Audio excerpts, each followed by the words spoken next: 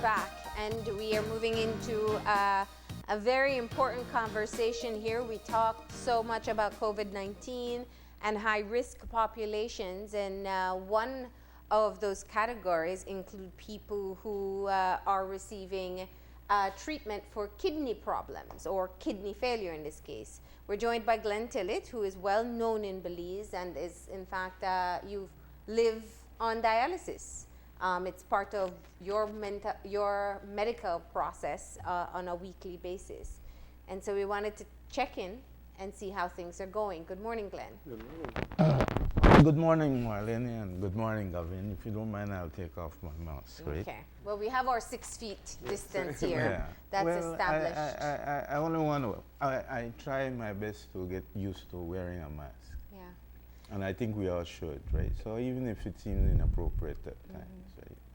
So first of all, I do want to say that, you know, you being here today made us a bit nervous, but we really wanted to get in this conversation. But you do have to leave your house even in the midst of this pandemic because you have to go access your dialysis treatment. That is correct, Marlene, and let me say good morning to your listeners and to your viewers, right? Yeah. And let me give a big shout out to the nurses and the doctors at my dialysis center. Yes. I truly believe that I'm still alive and functioning today because of their administrations. Nurse Ellie, who recently became certified as a dialysis nurse. Right? Today is her birthday, and I want to wish her happy birthday. Right? And a big shout out to Nurse Maria Ack. She has been literally my guardian angel for the past 3 years while I battle renal failure. Yes. I wanted to come here today because I want to make the point that for me, I have to go 3 times a week to go to dialysis. And already because I have renal failure, and a couple of years ago, I got an infection that was eventually found in the valves of my heart. That ever since then, I've been practicing all this social distancing, hand cleaning and all that, you know, as a matter of course. It is important that we accept that we are going to have to live with the coronavirus until a vaccine is found and it's deployed. Until Belize has access to the vaccine. Yes, and it's deployed, especially to countries like ours, right? People of my generation who grew up and having had to fight polio and mumps and measles and malaria. And even recently, Belize, a lot of people in Belize don't realize how close we came where the H1N1 swine flu epidemic was concerned. For example, it was raging in Quintana Roo and killing people. Yeah. But somehow we kind of sailed through. You know, we kind of sailed through. And that is because our public health system has always been geared towards preventative measures. Yeah. You know, people of my generation remember being lined up to be given that polio vaccine drop, right? As kids, we thought it was, well, big fun because, you know, we didn't understand the seriousness of it. Yeah. You know, I remember as a child sitting in class where they'd take somebody out because they had things like chicken pox, for example, which is another contagious infection. You know, so I want Belizeans to know, you know, I'm not here because of ego and like because I want to be along with Marlene. I mean, that is always a boost, but indeed, we are going to have to live with this. You know, Glenn, I'll be honest, you have been on my mind quite a bit in the past month because where we talk of COVID-19 and the potential threats to people, I think that the distinction that has been made that some people are just more severely affected and can face more fatal consequences is a reality that not all of us can be able to internalize. So when we think of diabetics, hypertensives, people on cancer treatment, people on dialysis, people with immunocompromised conditions, what is it like seeing what's happening around the world, and seeing the first few cases pop up in Belize, and kind of the panic and hysteria, but also knowing that you personally are at the highest risks, and the collective responsibility that you must rely on is one that we perhaps aren't seeing people take as seriously as we should. The moment you get an infection, you get any condition that makes you more vulnerable, you go through like the 5 stages of grief, right? You, after the panic and the alarm, and you start looking at it, you realize that you have to protect yourself like a boxer in the ring, right? And you have to protect yourself at all times. In the early stages of me learning that, when I would be in public and I would step away from people, I heard back there, I heard people say, oh, I need to be snobbish and all this, right? But I learned to ignore that. You know, even now, I'm a bit of a recluse because I've been socially distancing for some time now, even before the onset and the coming of the coronavirus. And you have to accept that you have to do these things, and we all have to accept that. And I like the idea that, you know, we have to protect each other because it requires our collective action and our collective attention to that responsibility, no, that duty to enable all of us to live safely.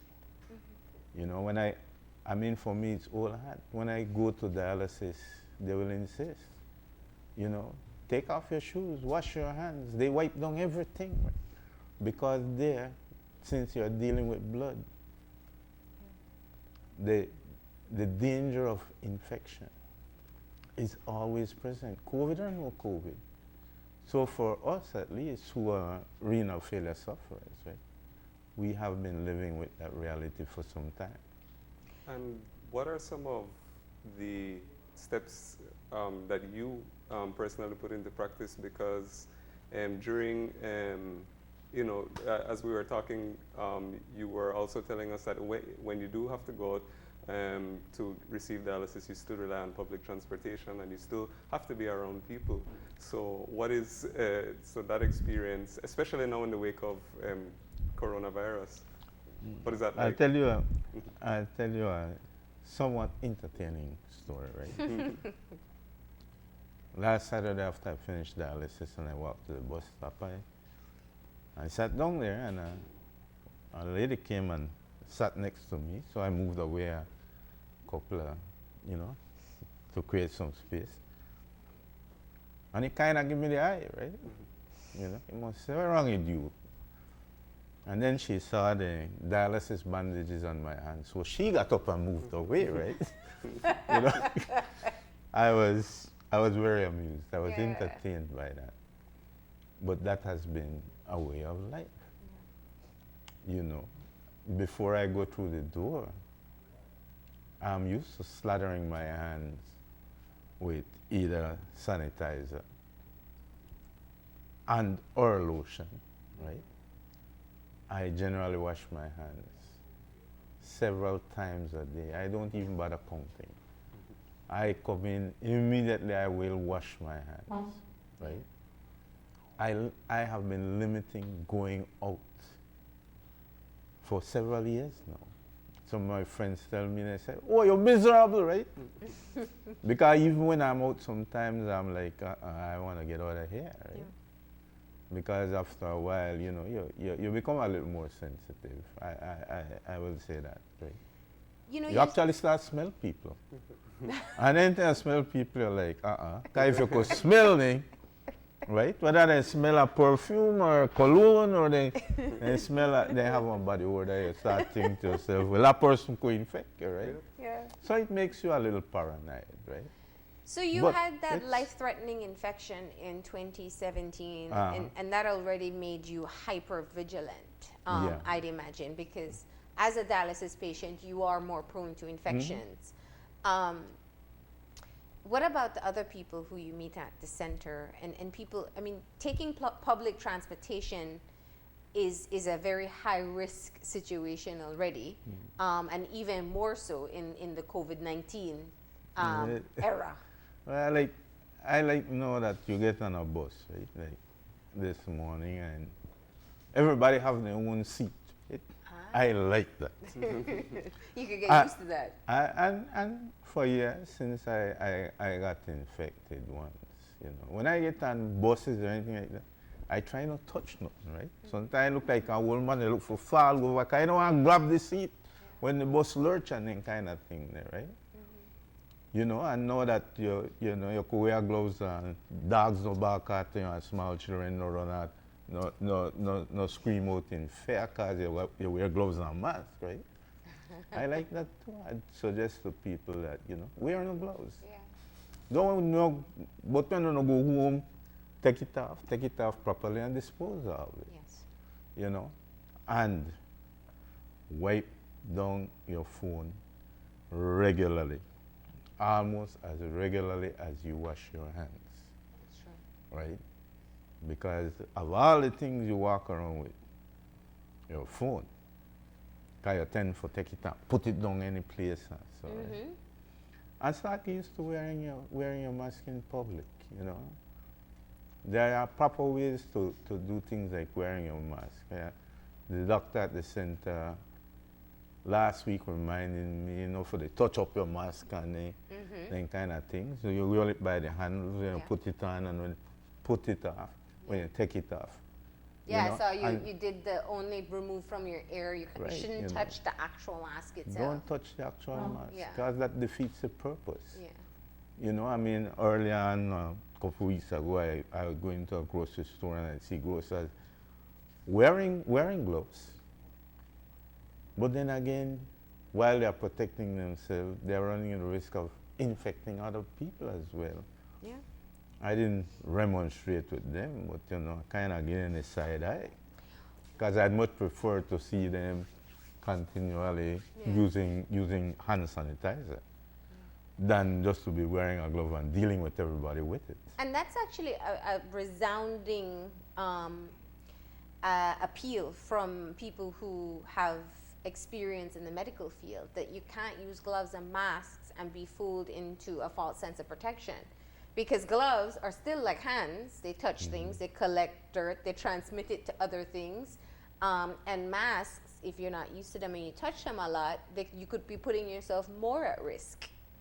I mean, day before yesterday, I saw a police officer wearing a full face mask and gloves. And then he stood there adjusting his mask and his face with his gloves, you know. I was like, maybe not, right? I have a better one. There was the video when Mr. Saldivo was released from came out of court. Someone was wearing a mask on the chin and then hugged him. Ouch. Ooh. So what I'm saying is the message of social distancing and proper hygiene is one that we have to take seriously and realize in all aspects of our lives. But just, you know, I'm curious to your observations of how we have been responding to the pandemic. You are a high-risk patient, so you must leave your house 3 times a week for dialysis treatment. You take public transportation to do so, and so you hear and see everything that's going on around. But what are your thoughts on how we're coping with this pandemic? Well, let me start by saying, you know, guests before me, the eminent lady Matura, Audrey Matura, right? She and a couple of my Facebook friends and acquaintances have been insisting that we need to shut down the country and all that, right? I didn't agree with them. I prefer the approach under the guidance of the National Oversight Committee that there is a gradual shutdown, because the most important thing we can do to fight this is to change our behavior collectively, all of us, right? And that is not going to happen overnight.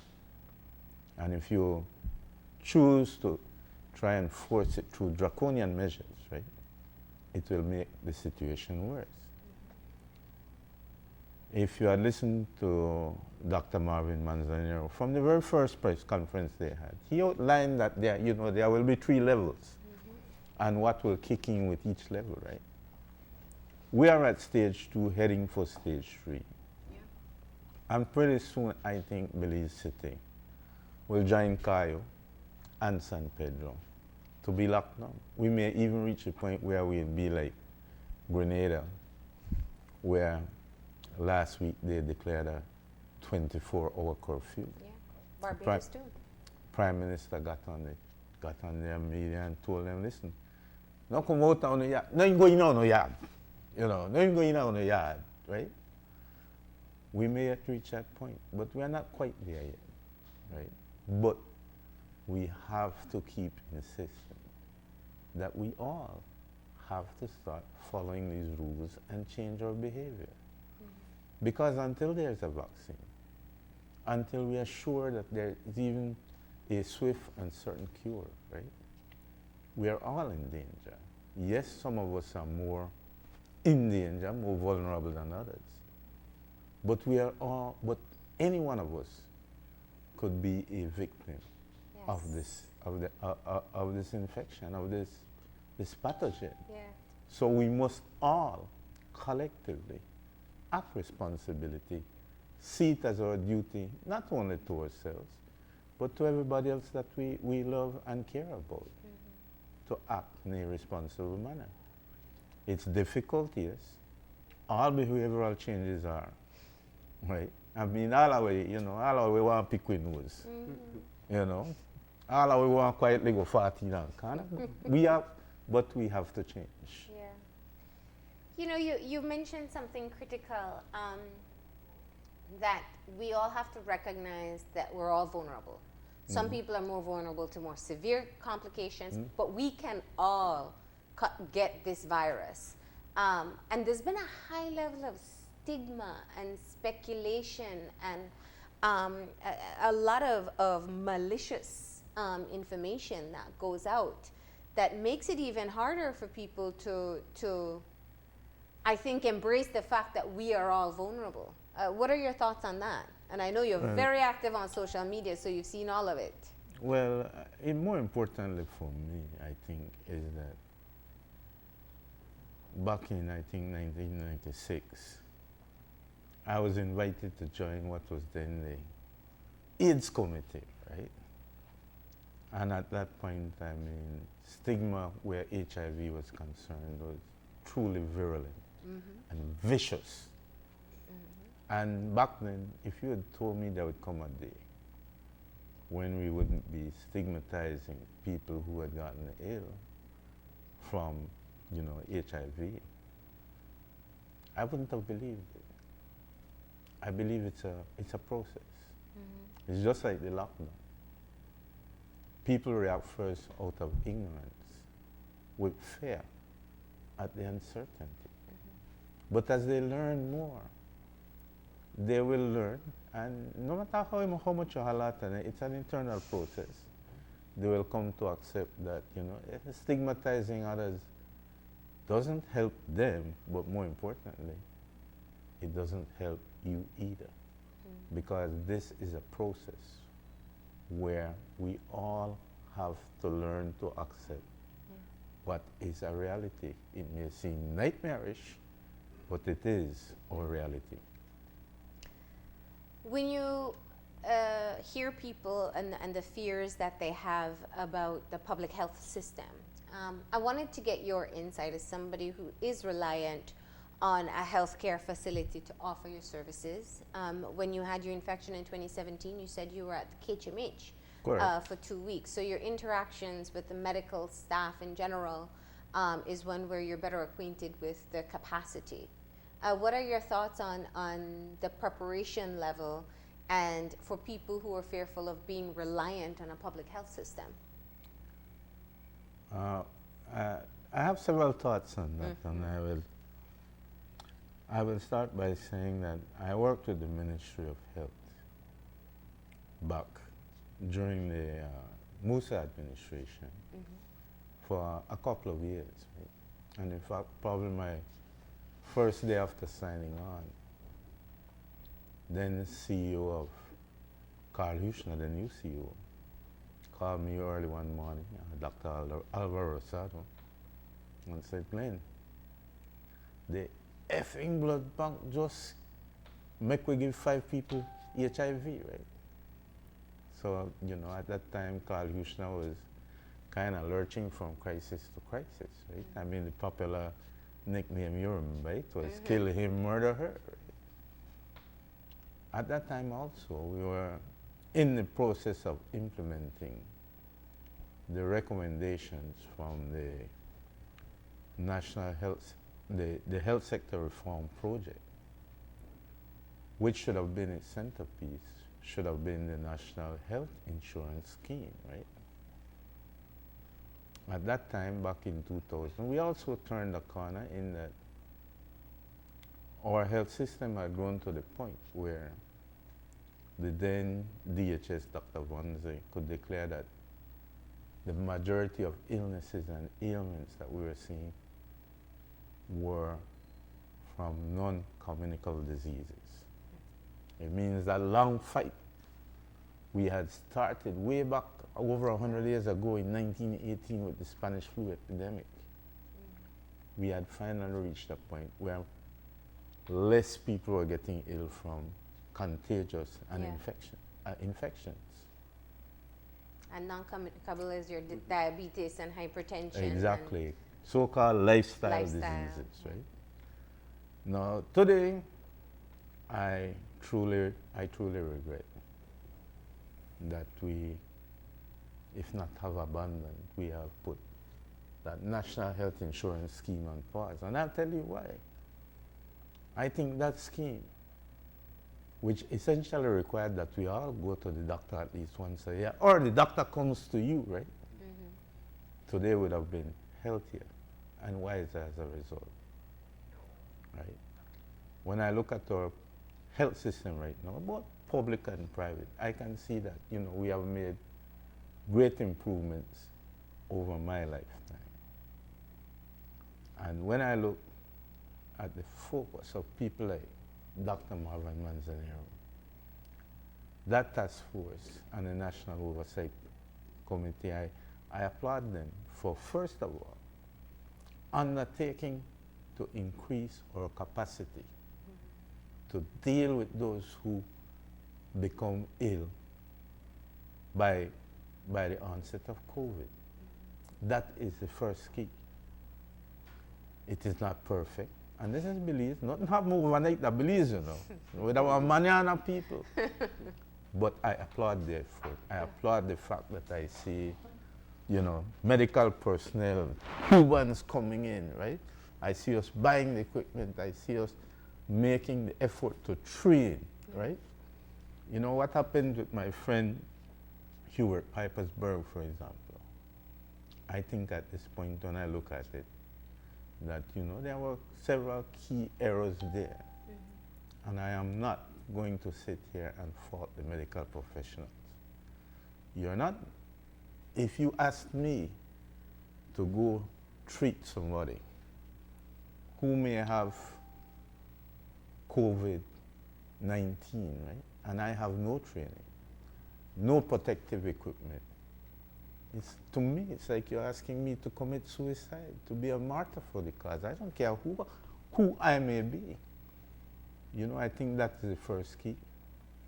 I also want to urge every Belizean. There is a protocol in place. If you feel you have been infected, you have any reason to believe you have been infected, call the hotline. That's right. Follow the instructions from there. And above all, be totally honest, frank, candid, and transparent about where you have been, what you have done, and above all else, who you have come in contact with, right? Any possible embarrassment from your relationships, please put your considerations of that aside.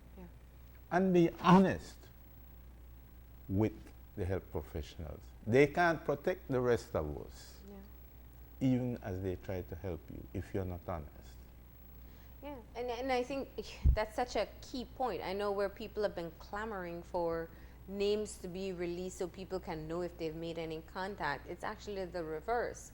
If I am honest with the healthcare professionals about who I come in contact with, if I have COVID-19, there's no reason for everybody out there to know my name and I have to face stigma. Well, but I have my responsibility as well. Well, it's more, I think the important key here is that you have to regard everybody you come in contact with, even your lovely self and a handsome Gavin, that you may be a danger to me. Absolutely. But more importantly, I may be a danger to you. We all are in this together and we all have to protect each other. Yeah. We have to make every effort to protect each other. Whether the far-flung stranger in Shy Bay or my neighbor next door, you know, we all have to make the effort to protect each other, because in the end it's not the love that makes the world go round.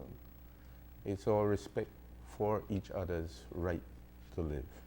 And how do you think we've been doing? You know, I mean, since you have been going out and about and you travel on public transportation, how are we doing in your observation, you know, in terms of looking out for each other and, you know, adhering to the social distancing measures? Gavin, by nature I'm not an absolutist. And I don't like to generalize. I will say that increasingly as each day passes, I see more and more people observing the basic common sense regulations in terms of things like social distancing, using hand sanitizer and wearing masks and so forth. And that increases every day. And I dare say no, I see less people out there on the streets. Yes. Right? But I see more and more, by far now, the majority of persons I see out there being observant, right? I think at first, again, with the curfew, like for example, we will see, you know, literally hundreds of arrests, but I expect that will decline, right? That's what you call flattening the curve, right? You know, and I think we are moving towards that point where, you know, we will have an outbreak. It's almost, you know, even if you close all the borders and try to seal off Belize, the chances are the infection would have gotten in. And there would have been an outbreak. And our greatest enemy at this point may end up being complacency, right? Because if you don't have you know how we are. If you don't see people, they get sick and they get rushed to the hospital and they're dead and then kind of thing, they will kind of ease off, breathe a sigh of relief and things, say, yeah, until we're it safe, feels right? urgent. Yeah. Yeah.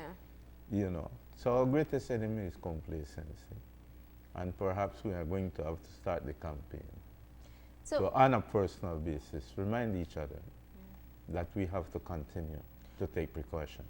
We have to do it for ourselves, and we also have to do it for other people, all our loved ones, the elderly patients, the people who are high risk, and just in general, even for the frontline workers, that they don't have to make the terrible calls that we hear of in other parts of the world. Let me ask you though, Glenn, what have you changed? I mean, as a renal patient in the time of a pandemic, have you changed anything about your behavior, interactions? You know, Marlene, at this point, it's kind of hard for me to remember my old lifestyle before I had renal failure, right? Yeah. And before I had that infection, right? And I want to shout out Dr. Adrian Cowie, because I truly believe he saved my life, right? I mean, I was at Carl Houston one morning and I met him and I told him how I felt, and you know, I'd gone there to see Dr. Pedrosa, I think, who was doing a scan of my heart. And I told Dr. Corey how I felt, and yeah, he stopped kindly and spoken with me. He thought it over and he said, come back and see me tomorrow, right? And I went the next day because by then I was feeling very weak. I literally felt as though I had one foot in the grave. And when I went there, he said, you know, he said, I have some bad news for you. He said, I'm going to have to hospitalize you immediately. I was alarmed, but I tried to hold on to my last remaining senses.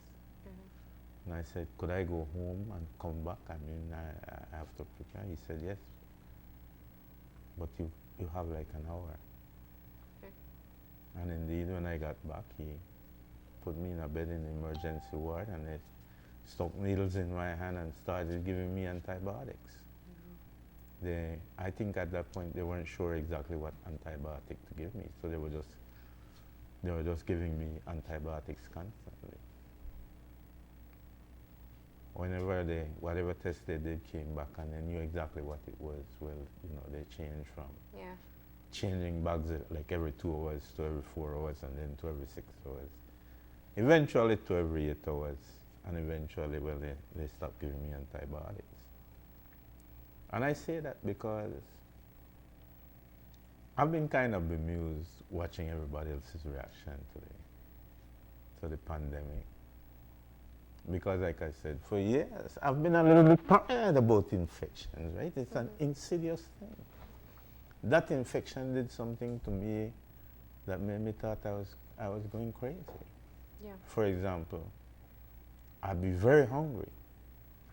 And the moment I put any kind of food in my mouth, I would instantly lose every hunger pound.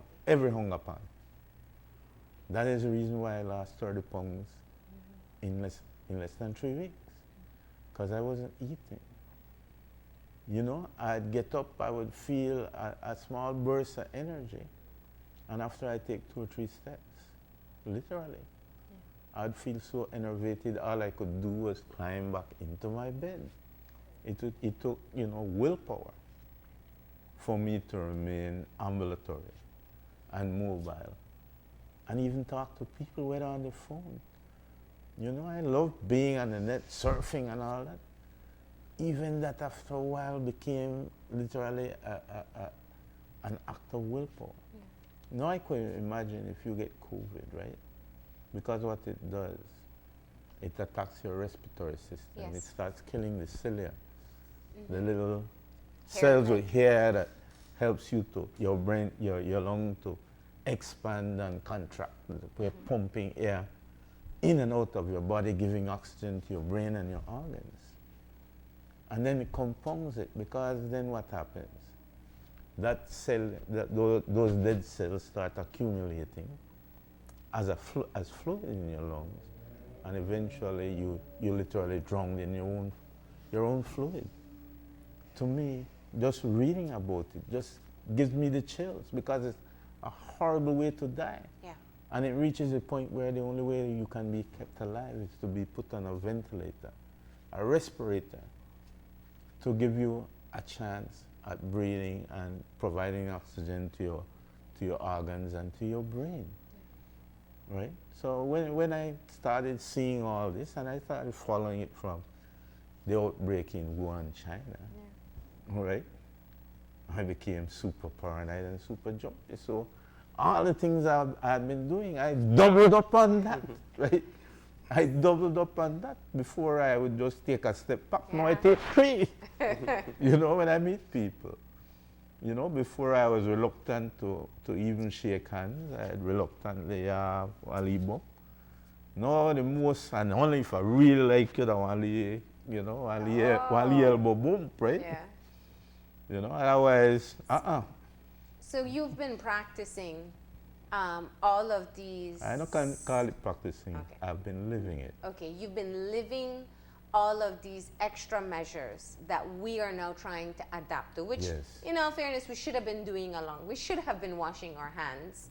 Maybe not the 6 feet as we're doing right now, and maybe if you'd walked in, I'd give you a hug, but we can't do that these days. But you have adjusted. That's what you're saying. And you're saying that all of Belize can do the same if we understand what is at risk. I believe that, back in 1918, when the Spanish flu raged through Belize and killed people, I mean, we have entire cemeteries from people who died as a result, right? Back then, they didn't have vaccines. They didn't have the healthcare system that we have right now, even if some people want to denigrate it, right? For my generation growing up, My parents and their parents used to insist on the whole hand washing, take off your shoes, no bring no dirty machine at the house and that kind of thing. From then, and that is as a result of them having survived, learning to live with a viral pathogen for which they had no vaccine and no cure, right? We've kind of lost that now. I'm saying to our people, especially you younger folks, that, you know, the adjustment is learning to live that way. So it becomes second nature, it becomes something you do without thinking about it. Yeah. And it can be done, right? And it should be done, and it must be done. You know, I appreciate your tempered and calm response to what we're experiencing right now. And you're very, I think, optimistic in terms of us being able to manage if we get adjusted to these measures. I'm sure you know that there are many others who are renal patients across the country. Some may have children who receive dialysis, or some may be on cancer treatment, who are very worried. What do you say to them as someone who is in the very same shoe that they are? I say to them, use the word queer phrase, take heart. I think we have to accept that the chances are that some of us will succumb to it.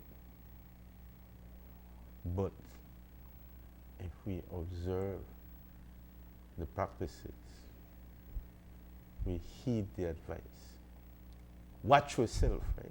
Yeah? Don't watch other people, watch yourself, right? And protect yourself. You should be okay. Yeah. You should be, when you go to when I go to my center, the nurses and the people there, from the lady who cleans, you know, to the gentleman, Mr. Usher, who fixes the machine, right? The reception, they observe it because they live it, right? And so just through that example, right, they insist that all of us do. You know, so I think in one way, if you're a renal failure patient, yes, you're more vulnerable. But in another way, you have an advantage because you have been living it. I never thought of it that way. You've been living it. And I want to make a plea, Marlene. I want to say to the authorities, and even to that good gentleman who I understand is the majority owner of your media house, right? That renal failure patients throughout Belize, right? All of us, we need help. We have a subsidy from the government where they pay for part of our sessions, right? But every patient has to pay for at least one session. Yeah.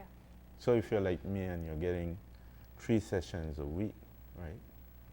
You still have to come for $200 to pay for your session. And in these times, in the best of times, that is difficult for older people. A lot of people are already older, and people who have been made infirm not only by renal failure, but by their other conditions, right? We need help, right? We need help. And I look to, you know, your majority owner's beneficence. I see where he said, well, I will contribute $10 million to the cause, towards health. And I'm asking if he could consider giving a part of that $10 million to pay 4 sessions, because as vulnerable people, we are the people who can be made even more vulnerable if we can't pay 4 sessions and we can't get them. And we will be the first to be there clogging up the ICU and the limited amount of ventilators we have, and, you know, endangering our frontline people and everybody else, right? Yeah. It is time again that the Ministry of Health consider creating a specialist clinic in a location, park, where the people who have renal failure and diabetes and cancer and all this can go regularly. Because part of keeping your health profile and improving your health profile is to regularly see your doctor, see your specialist, get that advice. Even if they tell you the same thing they tell you the last time, it's important that it is. That you have that check-in. Yeah, that it is reinforced with you and that you live right. Let me just get one thing clear. You don't have problem with transportation. Public transportation is still running, same time when you come down for your dialysis? And no, there has been a limitation where I live in Belama. Okay. You know, and before all this, you know, in the morning, all the buses pour in from Corzal, Orange Walk, River Valley, and Ladyville. Well, that has mostly stopped right now. One time I'd be out there and within, 15, 20 minutes, even early in the morning before, around 5:30 when I'm going to dialysis, I would be pretty assured of getting a bus and a seat within, 10, 15 minutes. Well, it's not that case anymore. Right now, they're less frequent. Right now, it's I see only the Belize City buses and the Ladyville buses running infrequently. You could be out there at least an hour. Wow. That's why on a day like today to get here, I know I would either be very early or I'd be late because that is the way it works. And I will admit to you, Marlene, I don't get out much, right? I haven't been. So for me, being able to get out and take public transportation kind of kept me in touch with society, right? Yeah. Because you sit down on the bus. Some people recognize it, some don't, and they have all kind of things to tell you. And you also hear the hot topic of the day, right? Oh yeah, so it helps to keeps you in touch, right? It's not that I don't want to go, but by personality, I was never much of a mingler and going out and all this, right? And with age and, in fact, my condition, that aspect of my personality just, got worse. Right? Well, I had to ask that question just so that people understand why public transportation is still very important, as it seems to be a fluctuating situation. I know cancer patients also have to travel to Dangriga for chemotherapy via public transportation, and this is and they're in the same situation as you, where it's also a very risky one, but they have to go for treatment. I worry because, for example, two of our nurses, Gina and Heidi, come from Orange Walk almost every day, right? I have a couple of my fellow patients who come from other places over the country, from other places in the country. There are no centers, for example, in the south of the country, in Belmopan. I have my friend who lives in Placentia. I have another fellow patient who live on the Keys, right? So there can't be a shutdown of public transportation. Okay. When I hear some of my friends on Facebook say, lock down the country and nobody move, it is an impossibility. It will end up killing more people than it would save. Well, thank you for your perspective, Glenn. We appreciate you sharing it. And, I know that people are telling you to stay home, but you had to come out for dialysis. Yeah, I appreciate their advice because I see it as an expression of their concern. Yes. But thank you nonetheless. Thank you. Before I go, I want to give a shout out to my Facebook friend, Dylan Isigiri. She's a tour guide and a craft artist who, some time ago was struck by an ailment that paralyzes her, right? And she is paralyzes a large part of her functions. Yeah. She's a mother and she has always lived a very active life, right? Yeah. And I want to encourage her, right? Her fight is our fight, and her spirit is an inspiration to all of us. All right. Well, thank you very much, Glenn. We're going to go ahead and take a break. When we come back, we'll be talking about making masks at home. So please stay tuned.